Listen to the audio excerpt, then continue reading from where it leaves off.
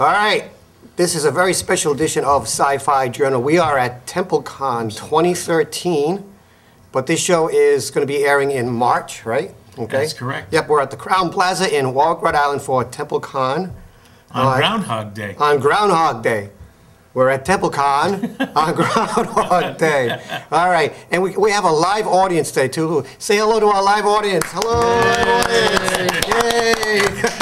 So we're doing this as part of the convention. We're doing a little workshop on how to do a public access show, so she'll go away with a lot of useless information. Yeah. But anyways, we have to do intros. So hosting the show today, as always, James Hinsey, Jay Kingston, Calvin Watts III, and I'm Marc Morisseau. So we always start the show with a little segment we like to call Popcorn Previews, talking about the wonderful world of movie clips. So whenever you're ready, take it away, Jay.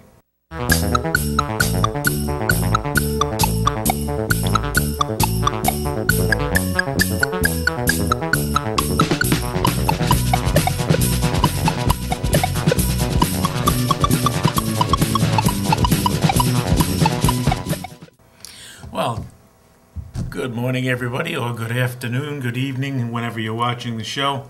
If you DVR it, you can watch it whenever you want.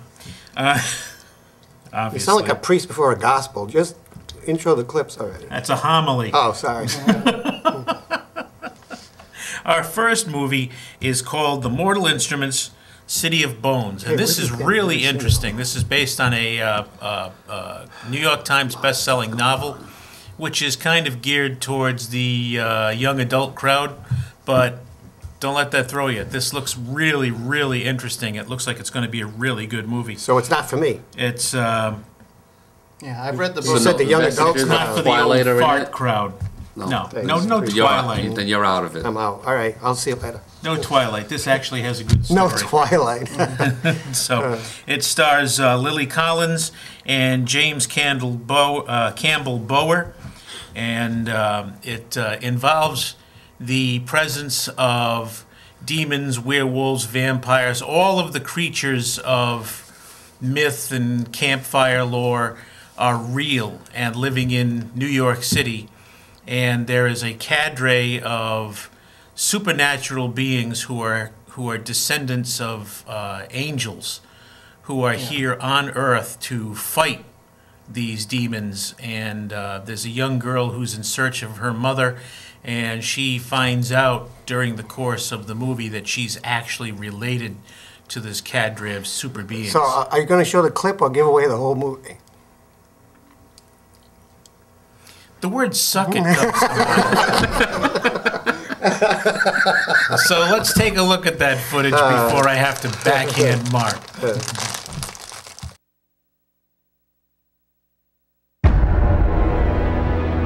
Everything you've heard about monsters, about nightmares, legends whispered around campfires, all the stories are true.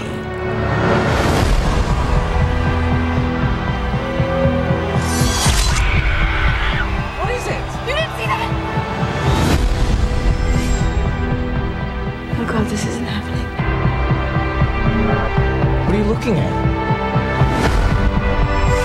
Why can I see you and no one else can? You're not a mundane. What's a mundane? Someone from the human world. Well, if not a human, then what am I?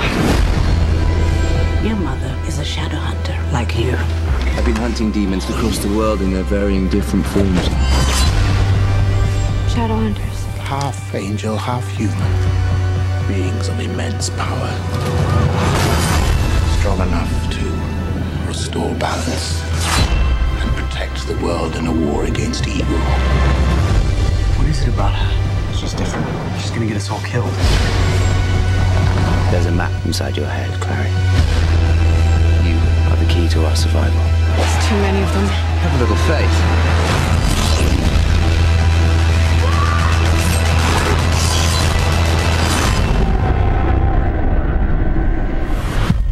Welcome to the City of Bones.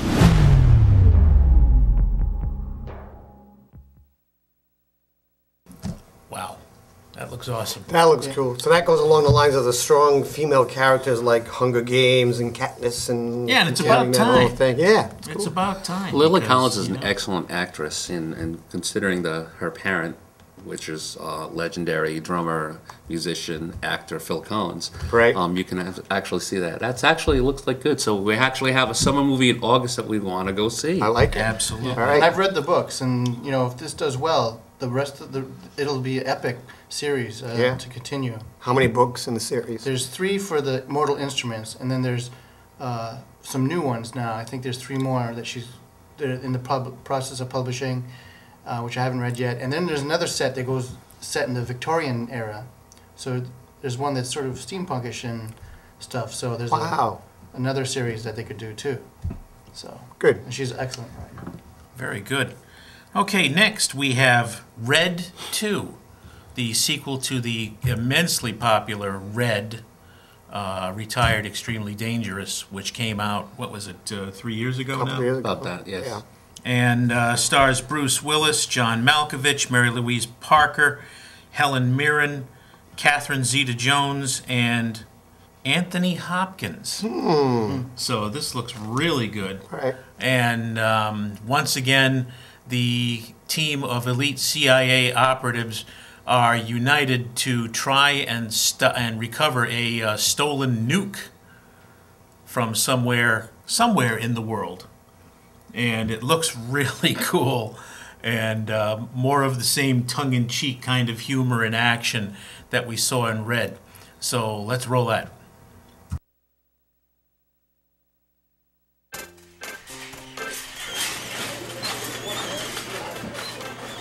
Frank, what are you doing here? Kimasabi, I need you. They're coming. I can feel it.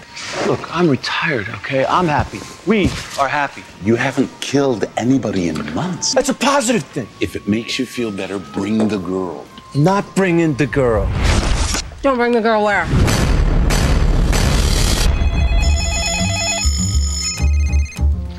Yeah. MI6 has just given me a contract to kill you. Apparently, you're #1 on Interpol's Most Wanted. What did you say? It's important to enjoy life while you still can.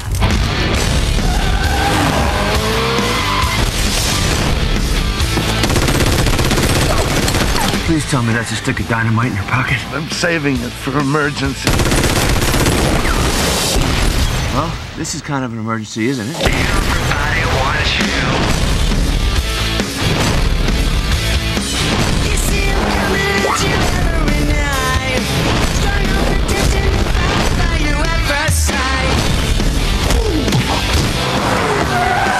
Hello, Frank. I've missed you. Everybody wants you. How are things? Yeah, Frank, how are things?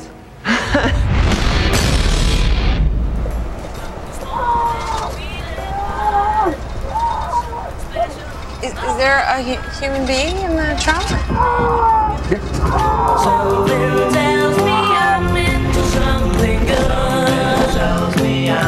Yet another film we're looking forward to in August. This summer is going to be absolutely crazy for films. It is going to be crazy indeed. Next, we have Bruce Willis and Dwayne "The Rock" Johnson starring in G.I. Joe Retaliation. Yes, which they've already pushed aside once or twice, and now they're going to try for a third time to finally release this movie. They're Go going to Joe! finally release it. Go Joe. And this is the story that Cobra has infiltrated the United States government as high as the office of the president, and they retaliate against G.I. Joe for their loss in the last movie by destroying Joe headquarters. And they have to go and recruit the legendary Joe, who happens to be Bruce Willis. Oh. The original. The original Joe. Does he have Kung Fu grip? Let's try and keep this PG. Sorry. Okay. I don't want to hear about your personal life. Okay, I wasn't talking about me. So, we've shown this. We've shown previews of this once or twice before over the course of the past year, but I think it bears seeing again. So let's take a look at it.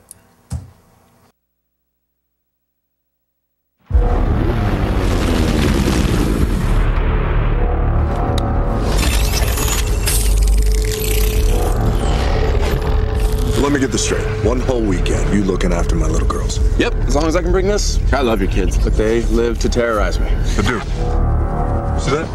Security's early.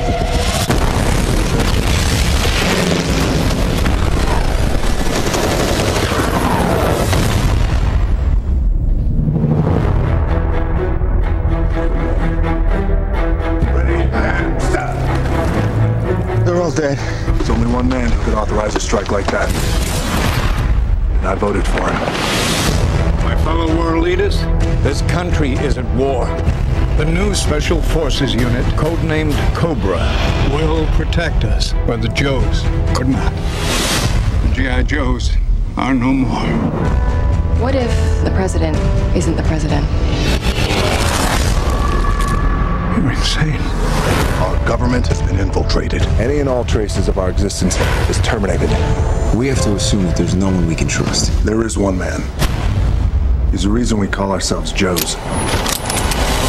Take 2 cases of Thin Mints and a box of Chuckalucks. General Colton, call me Joe. What Cobra did to us, they're gonna do to the world. This is it, boys. This is what we waited for. Boom. Whoever did this will be back. We're all that's left. Let's get to work. The world ain't saving itself. You went wrong. I wasn't gonna bury any more Joes. Something else is going on here. Get out of there now.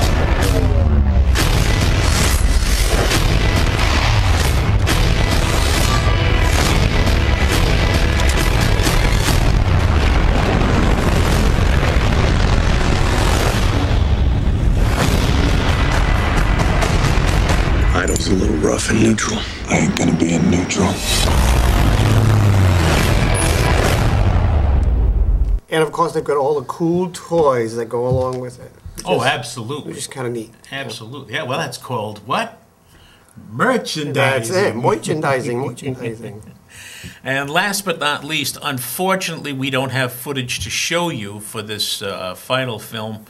But I do want to talk about it because it is one of the classics of science fiction, and it's going to be starring Harrison Ford and, let's see, Abigail Breslin and Asa Butterfield and Ben Kingsley, as well as Rhode Island's own Viola Davis. It is Orson Scott Card's Ender's Game, which tells a story of a young man who is born and he's very special, and he is recruited into a elite team of soldiers for training. The Earth has been invaded by outside alien forces, and he is going to be essential in the attack on these aliens. So that's something to keep on your watch list. Now, to do that, you can go to IMDb, or you can go to Ain't It Cool News, or if you have Macintosh at home, you can use the front row feature and just keep looking for it. It looks, by everything that I've seen, we've seen a few pictures from the movie, and it looks very sharp, very slick. And that's about it for Popcorn Previews. Okay, so we, in the meantime, if we get a chance to, we'll throw that clip in there. As soon as we have the footage, we will throw it up. Sounds good. Hi, Jay here, and I'm talking to Megan and Kat. And why don't you tell us a little bit about what you're representing, what you're doing, and what it's all about.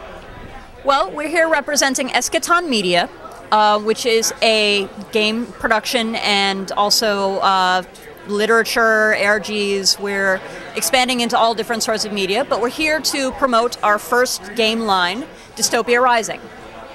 Dystopia Rising is set in the aftermath of the zombie apocalypse, where humanity has taken on the zombies and kind of failed.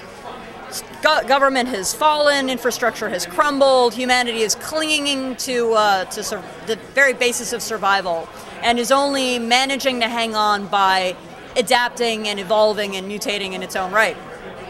Very nice. And which side are you on? That is not always the same thing. I'm a storyteller for the live-action role-playing version of the game, so sometimes I'm kind of on the side of the zombies, but I also play in a different franchise of the game, so in that case I'll be on the side of humanity. So I have cross purposes on the occasion. I'm a little conflicted. So it's all depending on what mood takes you, or... That's right. Now, how long have you guys been doing this for? Well, we debuted the line at Comic-Con in 2011, and we're continuing to expand. We've gone from our main core book through our first 2 expansions and into a fiction line that is based on the world of Dystopia Rising. And also, by the end of the year, we're going to have 3 more different game universes altogether. We'll have Ex Arcana, which will be a game of steampunk magic and Victorian metascience. Project Paradigm, which is a near-future game of anime combat and magical reality bending. Yeah. And Tempus Omni, which is traveling through time and trying not to get eaten by dinosaurs. Excellent. Now, if somebody wants to get a hold of you guys on the internet or through anything like that, how do they do it? There are multiple options. We're on Facebook, Dystopia Rising. There's also the Foot Soldiers of the Apocalypse, which is for Eschaton Media. The LARP is dystopiarisinglarp.com. There's also just dystopiarising.com. And eschatonmedia.com. Eschatonmedia.com. The books and a lot of the products are available on Amazon and on drivethroughrpg.net as well. Excellent. Thank you very much, ladies. I appreciate your time. And good luck. Thank you. Back to the... I am here with Anthony, who is affiliated with the NecronomiCon, which is coming to Providence in August of this year, the 23rd to the 25th. How did you come about to bring the NecronomiCon to Providence this year? Well, the NecronomiCon's been around for a while. It hasn't actually been particularly active for quite a few years now, and my compatriot Niels Hobbs decided that he wanted to do a big Lovecraftian convention, just like try to really bring Lovecraft back to Providence, because it seems to be conventions all over the place with like little mythos themes, but you know, Lovecraft was really obsessed with his hometown. A lot of his stories came from here, and it was pretty much the birthplace of cosmic horror, and we're trying to get the city of Providence itself to really recognize that and be like, hey, this is our son. You know, Providence's son is H.P. Lovecraft, and cosmic horror is really our contribution to like sort of like the world science fiction and the horror genres of you know, literature, through movies, through television, through art, like all of these various things he's influenced. So we're really trying to get all of this together into sort of like a big celebration of all things Lovecraftian, all things Providence, and all things just funky and weird and science fiction and horror and everything in between. What do you know what writers or media people will be coming to the convention? We're going to have a bunch of different writers. We're going to have S.T. Joshi, who's the premier H.P. Lovecraft historian, is going to be there. We're going to have Willem H. Pugmire. We're going to have Robert M. Price. Sandy Peterson, who invented the Call of Cthulhu role-playing game, is going to be there. We're going to have various presenters, panelists. I mean, there's just going to be a whole list, which you can definitely check on the website, necronomicon-providence.com. It's going to be regularly updated lists of people and schedules and whatnot. We're also planning on we're going to have a full sort of Lovecraftian gaming convention, so like Arkham Horror, Call of Cthulhu, Cthulhu Dice, Cthulhu Munchkin, anything that involves Lovecraft or darker sci-fi concepts. We're going to have games for that. And we're going to be both at the Biltmore and at Hotel Providence. And we're talking with some Waterfire people too. We're trying to get Waterfire and Lovecraft into Waterfire, because I think it's like this perfect sort of post-pagan celebration, and it just sort of, it fits nicely into the idea. There was a Lovecraft convention held in '99 in Providence. Are you affiliated with them in any way? We chatted with those guys. They had the same name, which was Necronomicon, and we contacted them, and they ostensibly said we're kind of done doing that stuff, but we'll let you guys do your own thing, carry the torch, young brother. So that's what seems to be the case. So we're just trying to, keep the flame alive, I guess. Have the organizers have any past experience in putting on conventions, like science fiction or fantasy conventions or anything like that? No, We're this is very much like we're new at this, but it's amazing how many people have been coming out of the woodwork. I mean, we have people who have been joining us. Like the initial core group were like, we want to do a convention, and we're like, yeah, it's going to be a great idea. And then other people were like, okay, you're going to have to do that. And we're like, oh yeah, we really should start doing that. And now now we have a bunch of other people who are helping us who have a lot more experience with such things. But the initial core group that were like, yeah, Lovecraft convention, let's do it. We were kind of, babes in the abyss, just sort of waking up. But now it's starting to get much more cohesive and solid now, and we had a really, really successful Kickstarter campaign, which helped us as well. I know out west there is a Lovecraft Film Festival held annually. I'm not sure. I think it's put on by the H.P. Lovecraft Historical Society, but I'm not exactly sure if they are the sponsor. Are you going to have any of the Lovecraft films here? Oh, we're definitely going to have Lovecraft films. We actually have the Arkham Film Society, which is a local Providence Film Society, joining us, and the H.P. Lovecraft Historical Society is already on board. They're going to be doing their own special Providence scavenger hunt, apparently. So, yeah, on your webpage, yeah, there will be. I noticed there will be a tour of Lovecraft's old haunts and the various homes that he had written about. Oh, definitely. S.T. Joshi himself is going to be putting on a little walking tour.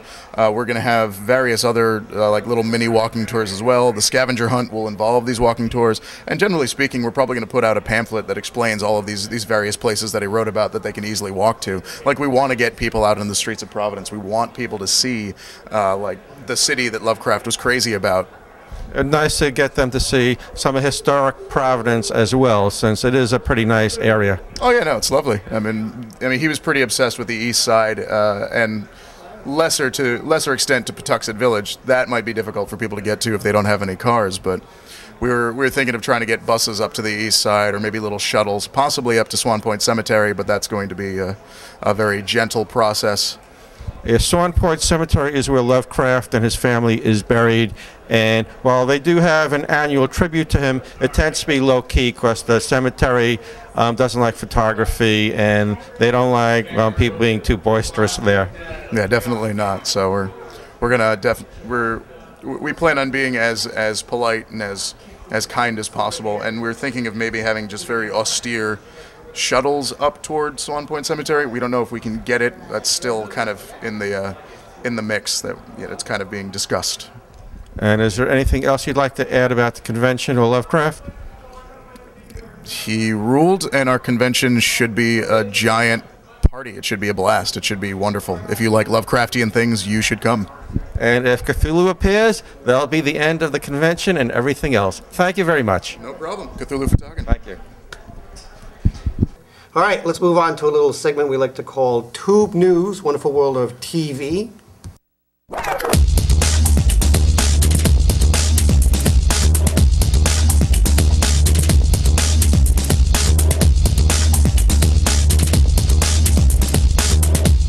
Right? Green Lantern and Young Justice, if you watch that cartoon. I like it. Well, watch it now because they've canceled it.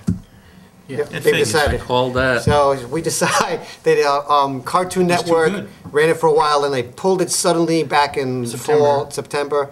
We didn't know where it was going to happen. It showed up again in January, and now they've decided to after this run of episodes, that's going to be it. They're going to replace it with Teen Titans Go and a new animated series called Beware the Batman. So we're going to get another Batman show. Okay, now why did they pull it? Was it production costs or? I don't think so. No, not with the popularity. No, it was very popular, so I have no idea why they decided to pull. There might have been production costs involved with the Green Lantern one because with the movie bombing and with the CG, there's something there, but not with Young Justice. No. Well, why don't we start a writing campaign? Okay. Already been done. Oh, yep. Not right now. Okay. Well, why don't we start another writing campaign? Why don't we start I'm serious. an addendum campaign? I'm serious. I mean, if you've got a quality show, why not try to save it? Yeah, you know? yeah, I think it's been done, but it's pretty much dead in the water, unfortunately. So the best we can do is write to Cartoon Network and say, we like this, all this DC comic stuff, give us more. Yeah. You know? Well, what I think we should do is take a petition, have a bunch of petitions pre-printed, right? Take them around to some of our conventions that we go and cover at, like TempleCon, and get people to sign for it. I know what we can do. We can do like other fan clubs do to save their TV shows. They mail something to the producers of the show. So we should take all our old action figures and box them up. And then, hey, you want 3 million Supermans without the head? There you go. Bring back our DC cartoons. But anyways. So that's it. Netflix has started doing their own online productions and programs. And Eli Roth is delivering a Netflix original horror series titled Hemlock Grove. It's going to start on April 19th. So if you stream Netflix, you can watch it. The series is based on Brian McCreary's novel of the same name, and it centers on a young man named Peter who moves to the small town of Hemlock Grove. About the same time, a young girl is murdered. Now, this guy, who's also a rumored werewolf and gypsy, begins his own investigation assisted by other characters. So you can expect some of the bloodiest, goriest, over-the-top scenes, right? Probably on the show. Yes, because it's not network television; it's streaming online. And you're talking Eli Roth. So yeah, Eli Roth. So buyer beware. Should keep with that. Doctor Who. How many Doctor Who fans? Raise your hand. Here we go. Oh yeah. Oh yeah. Doctor Who returns in March. So this episode airs in March. At the end of the month, we get more Doctor Who. New episodes begin on Saturday, March 30th. This year, it's the last part of Season 7. Rumors are that producer Stephen Moffat is also setting us up for a Doctor Who 50th anniversary special. And related, IDW Comics has started a Doctor Who anniversary series with one-issue storyline for each of the Doctors. And the first issue, called The Prisoners of Time, has just been released. Okay, this is the first Doctor, William Hartnell. So there's 12 issues in this series. It's all about some antagonist who captures all of the companions that the Doctor travels with. So at the end of this book, his companions disappear. So book 2, it's the second Doctor and so forth. So pretty cool stuff. Zombieland. How many Zombieland fans? Zombieland, yay. There's a Zombieland TV series coming to Amazon. The original writers are returning as the show writers for this program. Amazon wants to acquire the Zombieland TV show for its streaming service. There's going to be recasting of the roles of Columbus, Tallahassee, Wichita, and Little Rock. Since all 4 characters are returning in the television spin-off, the quirky tangents in the original are still going to stay as well, like the zombie kill of the week. And Columbus's rules for survival, you know, cardio. They're expected to return, and it should feel more at home in the weekly small screen installations, you know. But I wonder if they're going to revise it, because in the original movie, the guy was looking for Twinkies, but Twinkies are no more. So I wonder if they're going to change it to Little Debbie or something. You know? They're negotiating for Twinkies. They're negotiating for Twinkies, so they might come back after all. Yeah. Who knows, you know. So that's it. That's all I have this month for Toob News. Hi, this is James. I'm here with Paul, here with TempleCon, over here in the gaming section, which takes up the whole ballroom over here. So Paul, tell me about what's going on in here. All right, so what we're running in here is, first of all, I'm what they call a press ganger. It's a field volunteer for Privateer Press, and we're running our organized play events in here all weekend long. Which is our Iron Arena event, which started yesterday at about 10 o'clock and runs 24 hours a day until Sunday afternoon. That's for casual, friendly games. And then we're also running a number of competitive tournaments for folks that really want to challenge themselves. And the game is War Machine, which is a tabletop miniature strategy game of full-powered steam combat, as they like to call it. And also out in the hallways here, there's vendors, it looks like, and there's also other gaming, card gaming and things like that? Yeah, so I like to think of us as a very large chunk, but we're one chunk of TempleCon, and as you've noticed around. There's a number of vendors from all across the country selling both game products and all the accessories that we as gamers need to make our lives easier, as well as the card games, and even just TempleCon's great for providing space for people to play those pickup games that I don't get a chance to see very often unless it's in this sort of environment, and gives us a chance to really, this is my couple thousand closest friends I see once a year. Excellent, that's great. So tell me a little bit about what they do with the pieces on these dioramic tables and things like that. Okay, so the way most war games work is, the best way I can describe it is, it's chess without the grid on the board. So each of the models has a different set of abilities, and if you and I are playing a game together, you have an army and I have an army that are equivalent to one another but not identical, and I'm moving my pieces across the field at their various speeds. You're doing the same with yours, and my goal is to, in most games, either destroy or capture your general, or to capture strategic points on the table that have been predetermined by the scenario to achieve victory. So we're using tape measures to determine how far and where the models can move to, and using the roll of one or more dice to determine, okay, I took a shot at one of your units. Did I hit? Well, let's see with a dice roll. Wow. And I noticed all types of terrains. Like this is a winter scene. What has the railroad tracks, buildings, and things like that. Do they make these, or do these come from someplace? That's the beauty of wargamers. This is the most creative group of people I've had the pleasure to know.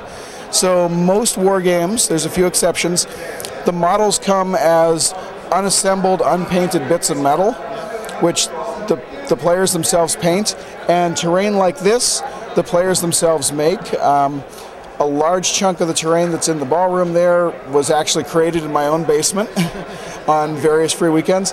This table here, as an example, was actually built by one of the organizers of TempleCon itself. So very creative guys. We build all of our own stuff, although there are vendors that make some pre-made pieces of terrain, because not everybody has the insane free time or urge to create that myself and a few others have.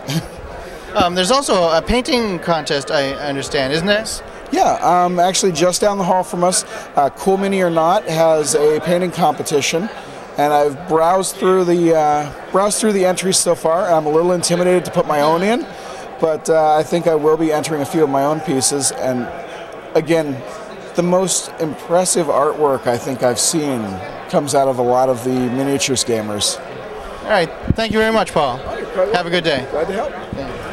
TempleCon is all about gaming, board games, role-playing games, card games, Magic, and so forth. And tabletop games are very popular here. If you look around the room, as you see around the convention, there are a lot of people playing tabletop games. And one of them is by this guy here, David Lewis. Hi. Right. Who created this awesome game called Drop Zone Commander, right? And your company is called Hawk Wargames. Okay, so tell me a little bit about what's the inspiration for this game? All sorts of sources, really. Well, I love sci-fi, obviously. I mean, there's different inspirations for different armies in the game, really. I mean, there wasn't really a game like this around, and there should have been. And I kind of knew the game I wanted to make, so I created this, I guess. Okay. So can you tell me a little bit about the scenario, like who's involved in the game, or what's the backstory with the game? Well, you've got four main protagonists at the moment. General background, you've got the UCM, or humanity anyway. They were on Earth, all the best planets. Then an AI lands on the planet and basically warns humanity that a terrible threat is coming. There's a year of infighting where a lot of people say, the end is nigh, and some don't. And then some humans flee in a fleet of spaceships. This AI basically tells them where to go, and they leave. The day after, the Scourge invade. They're the bad guys. They're the ones on the bottom shelf. The Scourge, when they invade, they completely wipe out Earth, all of humanity's best planets. And then the survivors and the refugees flee to all the colonies, all the outside, the penal colonies, the mining planets, all that kind of thing. Fast forward 200 years, what's left of humanity has grown massively, improved, rebuilt, formed a new society. very militaristic society, and it needs to be because it's got a terrible enemy. The background of the game opens with UCM, the United Colonies of Mankind. They've just started to reinvade all the planets lost to them by the Scourge 200 years before. Okay. Just as they're about to invade, these guys appear, the PHR, Post-Human Republic. They are the descendants of the ones who fled Earth just before the invasion. The AI have improved them over 200 years, beyond all recognition. You know, they've got fantastic technology and a lot of cyberization and improvement, you know, cybernetic improvements. There aren't that many of them, but they kick ass. Then you've got the Shaltari. The Shaltari are a self-serving, highly advanced alien race. Very tribal, they fight amongst each other. They kind of aside from the story, I suppose. They have their own agenda. So they fight everybody and they fight each other quite cheerfully. So, How long did it take you to develop this storyline? It took 3 years to get the game built. I mean, I worked kind of constantly, or you know, like 8 till midnight most days and weekends as well for 3 years on the game. You know, designing all the models and getting them painted, doing the photography and writing the rules, the background, everything. Right. Since then, we've only been on the market for about 6 months, so we're really new still. How did you get financing for all of this? Well, a lot of it was done on a very low budget because it was just, you know, me, and it was all family funded. Right. No, I had some money, my dad had some money. Yeah. Thank God for family, yeah? Yeah, it was a bank of dad, I suppose, is the best way of putting it. But yeah, I mean, because it was me doing pretty much everything. I didn't have to pay many people to do other parts of things. Apart from the casting and the printing and things, you know, it was all my work. So. But since then, you know, we've sold a lot of stuff and we've expanded production and we're bringing in new products and everything like that, really. So, give me an idea, please, about if I want to buy like one of these little figures, how much do they range in price? Well, usually they all come in blister packs, which is normal for most sci-fi games. Yeah, so about sort of dollars, about $13, $14, $15 a blister. Okay. And they usually get 2 or 3 models generally, or one big model. Okay. Yeah. All right. Are there any plans to sell them individually in the future? Well, to be honest, I mean, they're as close to being as individual as you get at this scale. You know, you always get a couple in a box. It's very inefficient with packaging to have just one in a box. Do they come pre-painted, or can you buy them clear, or how does it work? They're always come bare resin, like these ones over here. They're unassembled, unpainted. Okay, so you can customize them if you want to. Yeah. I mean, you do your own paint job. I mean, the rule book's full of ideas for different paint schemes, and it's all part of the hobby, really, is the building and the painting. Yep. And what about the Drop Zone Commander source book? You need that in order to be able to learn how to play the game? Yeah, you need the book to play. The book's only $25 though, so it's 156 page, full colour all the way through. Lots of nice photography, so you know, there's plenty to look at in there. Very nice. And how long did it take as far as game testing to finally get the game to the point where you said, now it's ready, we can move on? Yeah, it was about 6 months of play testing or so, roughly. I mean, on and off. I was doing other things at the same time with other production things with the game. We used a lot of local gaming clubs and some of my friends and all sorts of people to play test. Okay. Do you roll a dice, use a tape measure, what do you use? It's tape measures and dice. Yeah, it's D6 based, that's a standard 6-sided dice. Okay, alright. So you don't have to get like a 36-side dice or all that other stuff? No, it's all D6 based. Yeah. Very good. So, 6 months, you're just getting started? Yeah. And it's good. And the tabletop games, I see you've got a little scenario over there. Yeah. And people can test it out if they want to. Yeah, we're demoing here. Simon's been demoing all day, and all day yesterday as well. He's getting pretty tired. Now, is it just the miniatures, or does it come with cards also? Or how does that? Yeah, there's every faction has its own deck of cards. That adds a bit of extra flavour to the game. It does a few other things. Right. There's also the scenery lines, of course, as well. We've got the resin scenery. Right. We've got the new card scenery, which hasn't even been announced yet, really. It's we've just got these from the printers last week. Oh, very nice.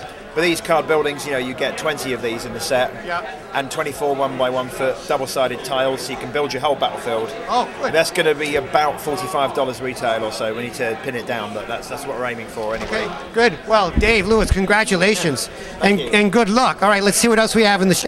Thank you. So now let's move over to the favorite segment of the entire Don't start, all right? The one we love the most. And Calvin's going to talk, because we missed you last month. We didn't get any of this stuff last month. Okay? The last 3 months. Last 3 months. So remember, it's an hour. We only got like 20 minutes, dude. Yeah, so let's move on to Game Over. Go ahead.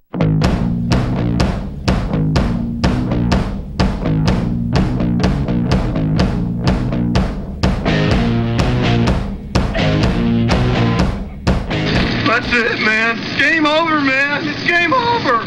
And Calvin. All right, well, Golf clap, golf clap. going a little bit out of my comfort zone, we have breaking news, and while this isn't really in my realm, it's in everybody's realm. There we go.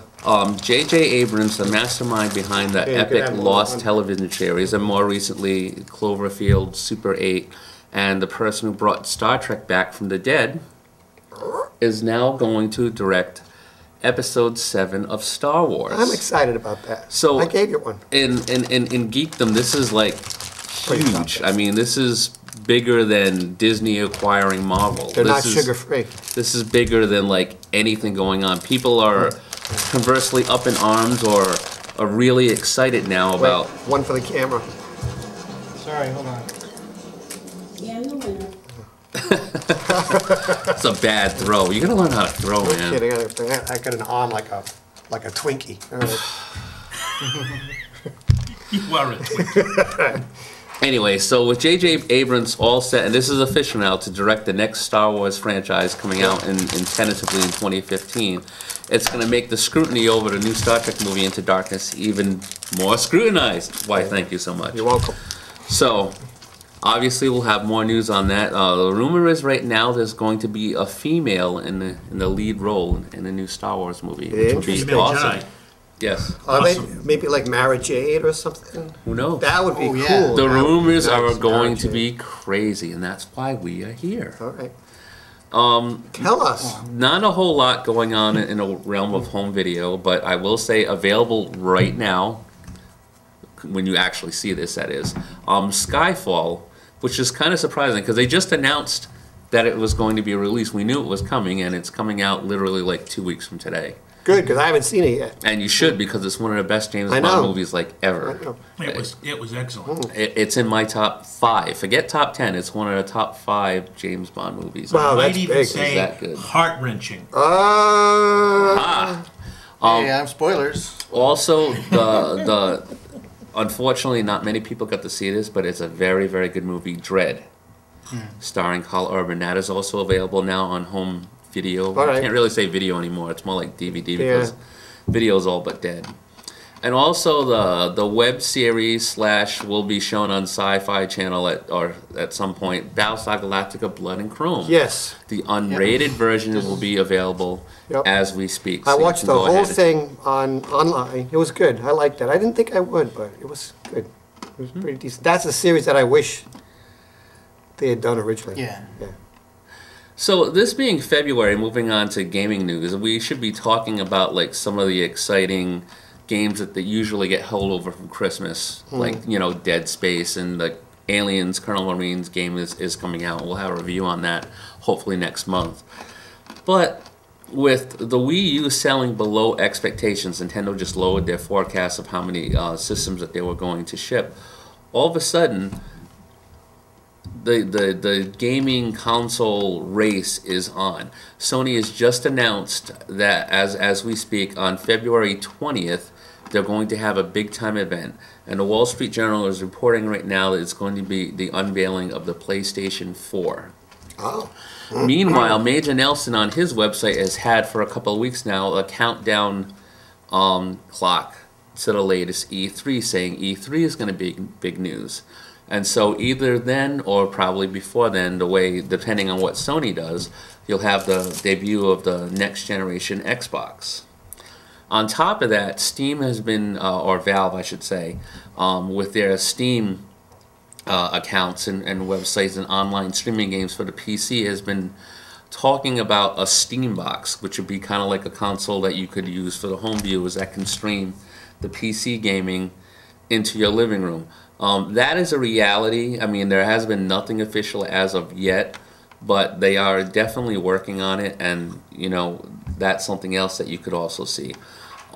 Not to mention a bunch of other Kickstarters that have been come up with. There's the Ouya Android-based platform service, which should be coming out in the next couple of months, and there's like 2 or 3 other consoles based on, you know, having cloud storage and all these different things coming out. So you haven't seen this much in the way of gaming systems really since the mid-'80s. And it's either going to be a really exciting time or a really dead time to be a video gamer. But I will look for the former and not the latter. Right. Let's see. Grand Theft Auto 5 has an official release date. It'll be September 17th. What they haven't really said is what platforms is it going to be on. So, I mean, we know it's going to be on the PlayStation 3 and the Xbox 360. The question is now, will it be on any of the new systems? So, more info on that as we come along. Is it going to be a PC release too? I'm sure at some point. Yeah. Okay, moving on. Jersey Jack Pinball. I mention this because up until after the year 2000, there's only been one company, Stern, that's been making pinball machines. They've only come out with 2 a year. Well, there's a guy who used to work for them that broke off, opened up his own company, and it started making pinball machines. So pinball's kind of making a renaissance. So we've talked about a little bit how I've been really getting into pinball. And their first machine is out now, and it's based on the classic movie The Wizard of Oz.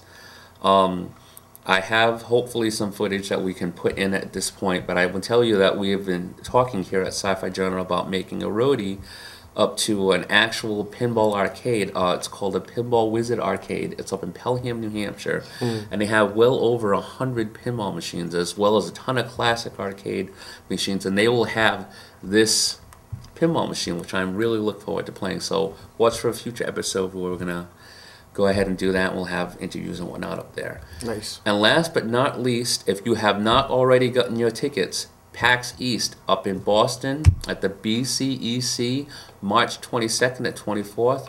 I will be there. If you will call yourself any part of a gamer, then you must go. It's an absolute blast. The Saturday tickets are sold out. Right. There are probably some 3-day passes available. There's also plenty of stuff to do on Fridays and Sundays. But don't wait, because it'll sell out completely. Yeah. Always does every year. The 3-day pass is sold out in 2 days. Yep. Wow, cool. So, that's all I got. All right, sounds good. Let's move on to the wonderful world of anime. Take it away, James.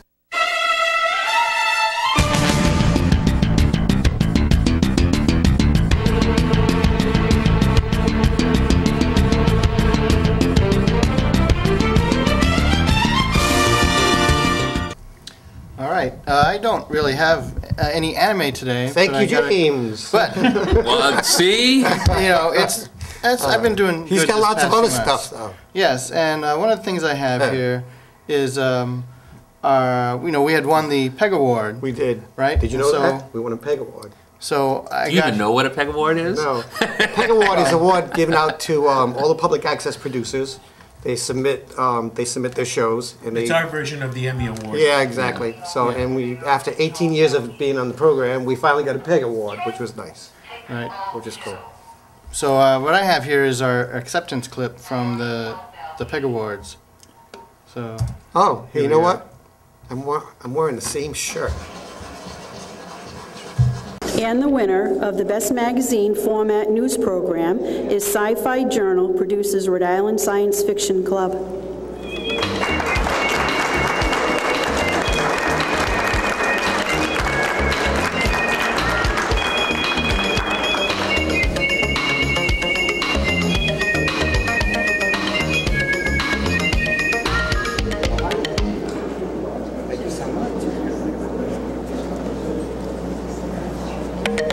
Wow, we've been doing this show for 18 years now, so it's nice to finally be recognized. If I don't thank my wife, I'm in a lot of trouble. So thank you to my wife and to all the crew that's helped out with the show over the years.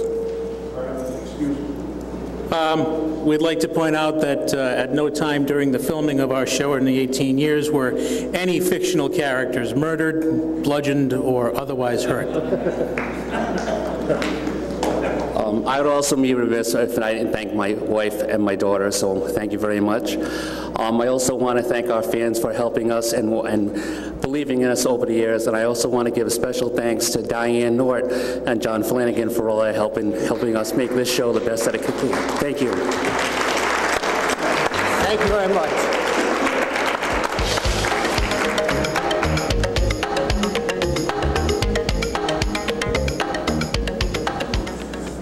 That's exciting. I wasn't feeling well.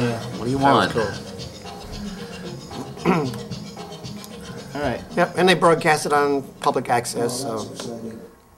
It's easier. Well, that's exciting. Yeah, I think they could have had a better MC there. I think it was under the weather because normally he's better. Much better.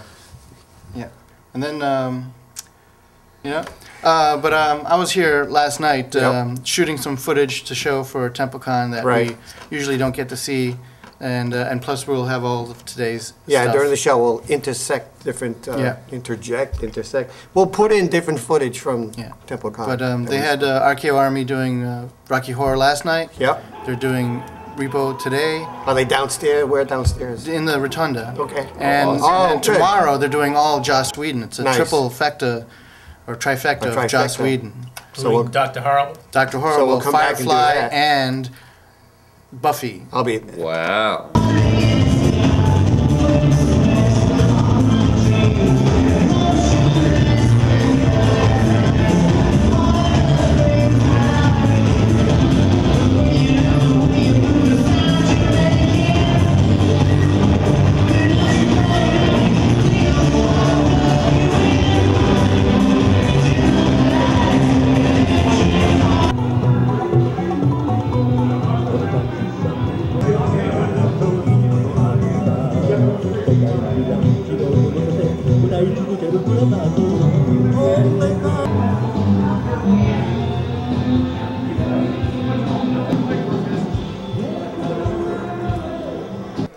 Okay, James here with Todd, who's doing 3D printing here, and has all these little knickknacks and stuff, earrings and necklaces and things like that. So tell me, how long you've been doing this? So I've been 3D modeling for about 15 years. I got started, I guess I was in middle school when the video game Jedi Knight came out, and I started 3D modeling with that. I like 3D modeling too. I mean, I started with Lightwave back on the Amiga platform when they had using it for video editing, but I just played around with it. Here you have the printing machine. What kind of material does it use? So this machine prints with ABS or PLA plastics by default, and some people modify them to print in other things like frosting, or you can use wood filament, and it's pretty exciting stuff. What's ABS? ABS is the same kind of material that Lego blocks are made out of. I love Lego. Yeah, and PLA is a polymer made from corn. So it's pretty neat stuff. And you can do multiple colors? Yeah, so I use a lot of different machines. So I can print in metal or nylon, and there's lots of different machines I use in different resins and plastics. It's pretty neat. And like, how long does something like a little thing take? Well, the smaller the thing is, the quicker it'll take. So I made these blasters here. It's from the Scout Trooper blaster from Return of the Jedi, and it takes about 6 hours to print, and it's 14 pieces. So they all pop apart and clip together like that. Wow, that's cool. I like that. Yeah. And I see you got little tanks and all these. I like the helixes. Those are cool. Yeah. And even you have the Deathly Hollow symbol. That's great. I know. I love Harry Potter fan. I'm a Harry Potter fan, right? I'm Snape. So a lot of them would like that kind of thing. So what kind of software do you use to create these 3D objects? Yeah, most of the time I'm modeling in AutoCAD, but I also use Mesh Mixer, which is an organic sculpting tool. So a lot of times I'll do the hard edge modeling in AutoCAD and then smooth it out or sculpt it more in Mesh Mixer. And then sometimes I'll use OpenSCAD or Blender for different features that they have. And people can order these online from you? Yeah, so I have Etsy stores and different sites, but everything's from custom3dstuff.com. Custom3dstuff.com. That's cool. I love that. All right, thanks, and have a good time. Yeah, great. Thanks so much. Cool. All right. And that's it?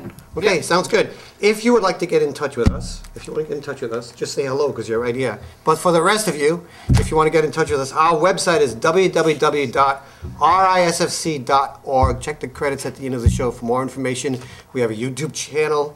If you have friends who you think would like to watch the show, but they don't live in Rhode Island, they live elsewhere, they can catch it there.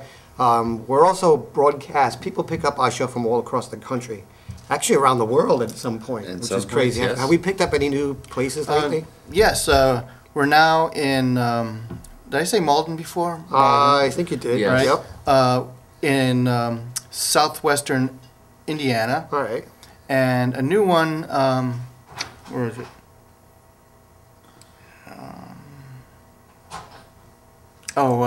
This is Byron, called Michigan. brain Yeah, I know. Brain fart. Michigan, wow. Michigan, cool. Yeah. All right. Yeah. So I mean, we're getting out there. There's all new people coming to the show, and some of them say, "Oh, it's our best watched show." So that's great feedback from some of them. Good. And we also have a Facebook page. You can catch us on Facebook We have. too. I was going to say Facebook. Okay, go ahead. Steal my thunder. I'm sorry. Let's try again. You have thunder to steal? I'm not going to say it now. You already said Farts it. of steel. Okay, Hearts of Steel. All right. So we have Facebook page as well. Okay, that's going to be it for this edition of Sci-Fi Journal at TempleCon 2013. Thank you, all live audience, for coming in here today. And thank you for watching, and we will see you next month. Oh, and what's coming up pretty soon? In May, we have Free Comic Book Day. We'll be doing that one too. That's right. That's right. That'll be fun. All right, thanks for watching.